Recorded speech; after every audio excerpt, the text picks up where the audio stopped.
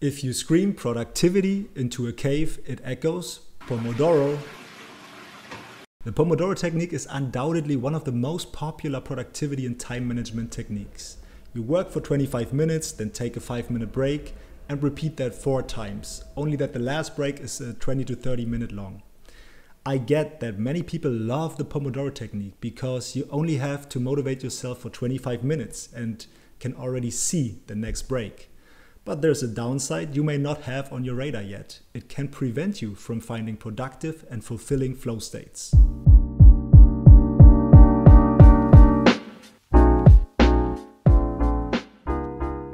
Hi everyone, I'm Jonas from the Flow Lab team and I'm happy to have you here for another video. If you haven't done so already, it would mean a lot to me if you subscribe to our channel and leave a thumbs up. We release a new video on mental fitness and flow states every Friday. If you're into productivity tips, you probably came across the Pomodoro technique. It's a simple tool to structure your time, alternating between 25-minute fragments of work and 5-minute breaks in between. People find it easier to get started when committing to 25 minutes of work rather than a 4-hour study session. It should prevent mental exhaustion by taking sufficient breaks and help you stay focused for that time. I had a recent insight on how to use the strategy better and also when not to use it. So at the risk of enraging all Pomodoro supporters, I think it may not be the best strategy if you really want to perform at your peak and get the most out of your work or study sessions. Because better than being focused is being hyper-focused when in a flow state. If you've ever experienced flow, you know exactly what it is. You completely lose track of time because you're so absorbed in what you're doing. You feel engaged and motivated. You forget to eat or drink or to change your seating position because all mental capacities are devoted to your task. Flow makes us 5 times more productive, increases work enjoyment, creativity, and studies have even found that people who experience flow have more, not less energy at the end of the workday. Admittedly, there's no button you can push to find flow, but a deep focus is certainly central to this unique state. Now comes the hard-hitting truth. After an interruption, we need an estimated 23 minutes to get back to a deeply focused state, according to Gloria Mark of the University of California, who studied the cost of interrupted work. One explanation for that has to do with the so-called attention residue. When we get interrupted or switch between 2 tasks, our focus doesn't switch entirely to the new task, but our brain is still processing the earlier task in the background. Imagine you're writing an essay, but then an email pops into your inbox. You quickly check whether it's urgent. It's not, so you decide to continue writing your essay. While you want to concentrate on your writing, you're still processing the email in the back of your mind, and it takes a while until you can fully concentrate on your task again. That's the attention residue. The 23 minutes I mentioned earlier is an average and an estimation, so don't just take that as a fixed rule.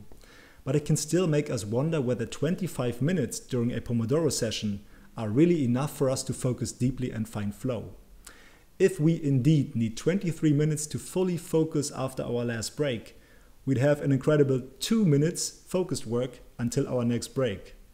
We interrupt our work before even having the chance to find flow. But perhaps you managed to immerse yourself in the task quicker than the average and actually found flow. Wouldn't it be a pity to interrupt your flow when the alarm clock rings a few minutes later? Because once distracted, you're out of the zone. And that's exactly why I suggest to rethink the costs and benefits of Pomodoro. When I used to work with the Pomodoro technique in the past, I first listed all the things I wanted to get done. The first session was perhaps to catch up with unread Slack messages and emails. The second one to find a suitable hook for our business pitch. The third one to come up with a good story for that pitch, and the last one to put that into slides. Well, I could have already noticed at this point that this was way too ambitious. A business pitch we reach out with to potential investors is something we work on for weeks. But what I also realized during the process was that it always took some time to really think my way into the business story. And when I started to generate first ideas, the alarm clock rang and interrupted the creative process. Does that mean we should never use Pomodoro again? No, of course not. It can still be a very useful tool. The better question is when to use Pomodoro. In my opinion, the type of task is decisive here. Perhaps you've heard of deep and shallow work before. Deep work describes the things that require your entire focus. Perhaps scientific writing, coding, tasks where you analyze something. And then there's also shallow work, which refers to routine tasks that can also be done in a relaxed but not entirely focused state. Maybe responding to emails, skimming through blogs when doing research on a topic, organizational tasks, and so on. If you plan to tackle shallow work that can be done in 25 minutes or less, I'd say Pomodoro is a fantastic way to manage your time, to motivate yourself, and to work through your list, especially because these might not be the most challenging tasks on a cognitive level. This extra bit of time pressure can help you find flow even for these shallow activities, because for flow, we need just the right amount of challenge, something that pushes without overwhelming us. Make sure to clearly define which of these shallow tasks to do when, so you have a specific goal in mind when you start your Pomodoro session. But if you plan to work on a cognitively demanding task that needs more time, try to block longer time blocks for them in order to allow for flow to occur.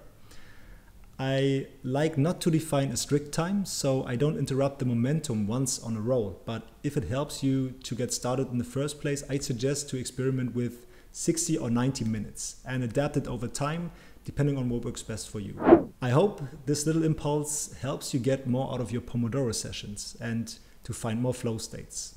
If you want to support us, please give this video a thumbs up and subscribe to our channel and get notified when we upload new videos every Friday. I see you soon.